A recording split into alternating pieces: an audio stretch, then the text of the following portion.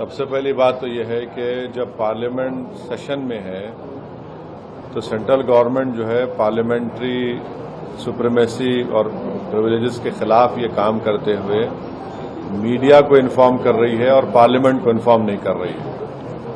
Parliament جب چل رہا ہے تو سرکار کا کام یہ کہ امیڈیٹلی آپ پارلیمنٹ کو انفارم کرتے بجائے اس کے کہ آپ نے میڈیا کو لیک کیا۔ اب جو میڈیا نے رپورٹ کیا اس کی بنیاد پر میں یہ کہہ سکتا ہوں کہ یہ جو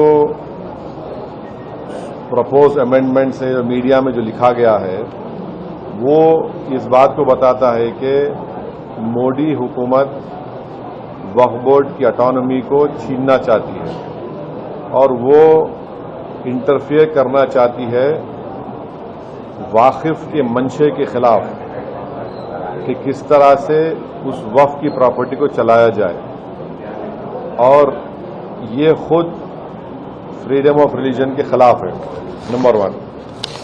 دوسری بات یہ ہے کہ بی جے پی شروع سے وقف بورڈز اور وقف کی پراپرٹیز کے خلاف رہی ہے، اور ان کا ایک ہندوتوا کا ایجنڈا ہے، آر ایس ایس کا ایجنڈا ہے کہ وہ شروع سے وقف پراپرٹیز کو اور وقف بورڈ کو ختم کرنے کی کوششیں کرتی رہی ہیں۔ تیسری بات یہ ہے کہ اب جو میڈیا کے رپورٹس کے اوپر میں اپنا یہ ریاکشن دے رہا ہوں کہ ایک بار کسی پراپرٹی کو وقف ڈکلیئر کر دیا گیا تو ہمیشہ وقف رہتا ہے۔ تو وقف ایکٹ جو ہے 54 کا ہے اور 96 کا ہے، جو 96 کا ایکٹ تو 2013 میں امینڈ کیا گیا، وہ سروے کمشنر کو پاورز دیتا ہے، اور سروے کمشنر کو اپوائنٹ کون کرتی ہے؟ State government. تو سروے کمشنر وقف پراپرٹیز آئیڈینٹیفائی کرتا، اس کے بعد لسٹ آف وقف پریپیئر ہوتی ہے سروے کمشنر کی طرف سے، اور وہ سروے کمشنر جو اسٹیٹ گورنمنٹ کا اپوائنٹی ہے اس کو اسٹیٹ گورنمنٹ کو بھیجاتا، اور state government gazette notification issue کرتی ہے۔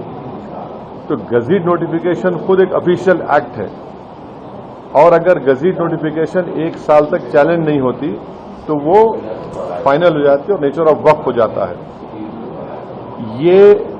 اس کو یہ لوگ چینج کرنا چاہتے ہیں، یعنی جو پہلے سے وقف ہو چکی ہیں پراپرٹیز اب دوبارہ ان کو اسٹیبلش کرنا پڑے گا کہ یہ وقف ہیں، یہ امپاسبلٹی ہے۔ دوسری بات یہ ہے کہ گزٹ کا جو کنکلوسیو نیچر ہے اس کو آپ ڈائلیوٹ کرنا چاہ رہے ہیں۔ مانیے اب کئی لوگ وقف کی پراپرٹیز میں انکروچرز ہے، اللیگل طریقے سے وہاں پر ہے، تو ان کو ایک موقع مل جائے گا کہ وہ وقف پراپرٹیز کو بولیں گے کہ ہماری پراپرٹی وقف کی پراپرٹی نہیں ہے، اور کوئی بھی پراپرٹی میں یہ جھگڑے ہوتے کہیں نہ کہیں، تو اس کو ایک انکروچرز کو ایک موقع مل جائے گا۔ تیسرا نیوز رپورٹ یہ بولتا ہے کہ امینڈمنٹ ان اسٹیبلشمنٹ اور کمپوزیشن آف وقف بورڈ، تو یہ ایکٹ خود یہ بولتا ہے کہ ہر اسٹیٹ میں ایک وقف بورڈ ہونا چاہیے، اور بورڈ ریسپانسبل ہوگا اس کے ایڈمنسٹریشن اور مینجمنٹ آف وقف پراپرٹیز کے لیے۔ اب اگر آپ امینڈمنٹ کریں گے اسٹیبلشمنٹ اینڈ کمپوزیشن آف وقف بورڈ میں تو ایک ایڈمنسٹریٹو کیوس ہوگا، لاس آف اٹانومی وقف بورڈ کا ہوگا، اور یہ گورنمنٹ کا جو کنٹرول ہے وقف بورڈ کے اوپر، گورنمنٹ کا کنٹرول بڑھے گا تو وقف کے انڈیپینڈنس پہ بہت بڑا اثر پڑے گا۔ چوتھی بات اس میں یہ ہے کہ وقف ٹریبیونلز ہے۔ اب یہ جو میڈیا رپورٹ یہ بول رہا ہے کہ گورنمنٹ ان ٹرائیبیونلز کو ڈائلیوٹ کرنا چاہتی ہے، اب یہ ٹرائیبیونلز کے پاورز کو اب ڈائلیوٹ کر دیں گے تو پھر یہ کیسز کا کیا ہوگا؟ ان ایفیکٹو انفورسمنٹ ہوگا۔ پانچویں بات جو میڈیا رپورٹس کے اوپر میں بول رہا ہوں آپ کو، اس میں لکھا گیا کہ اگر کوئی ڈسپیوٹڈ پراپرٹی ہے تو ڈسپیوٹڈ پراپرٹی کا یہ لوگ بولیں گے نہیں پراپرٹی ڈسپیوٹڈ ہے، اس کا سروے ہم کرائیں گے۔ اگر کوئی پراپرٹی ڈسپیوٹ ہے تو اس کا فیصلہ جوڈیشری کرتی، یہاں پر مودی حکومت ڈسپیوٹ کریٹ کرے گی، اس کا سروے کرائیں گے۔ اب سروے ایگزیکٹو کرائے گا یا سی ایم کرائے گا یا بی جے پی کرائے گی، اب ظاہر نتیجہ کیا نکلے گا آپ کو معلوم۔ تو یہ بھی ایک طریقہ ہے اس ڈسپیوٹڈ پراپرٹیز کو ڈسپیوٹ بنانا پہلے، फिर सर्वे कराना उसका और सर्वे में रिपोर्ट लिख देना कि नहीं ये वक्फ नहीं है।